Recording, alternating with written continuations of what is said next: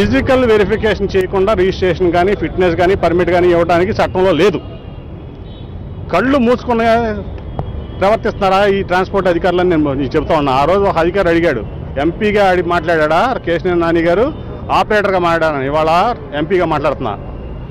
వీళ్ళని వేలెత్తి చూపడం కోసమే, వీళ్ళు చేసే తప్పులన్నీ కూడా సరిగ్గా చూపించడం కోసమే ప్రజలకి వీళ్ళు చేసే తప్పులన్నీ కూడా నేను వ్యాపారం మానేసుకున్నా. ఇవాళ నేను మార్చి 31న వ్యాపారం మానేసుకున్నా. ఇవాళ చెప్తున్నా, ఈ ట్రాన్స్పోర్ట్ డిపార్ట్మెంట్లో చేసే అన్ని పచ్చి బూతులు, చట్టానికి వ్యతిరేకమైన పనులు. వాళ్ళ అరుణాచల్ ప్రదేశ్ నాగాలాండ్ పర్మిట్లు రిజిస్ట్రేషన్ చేయడమే తప్పు.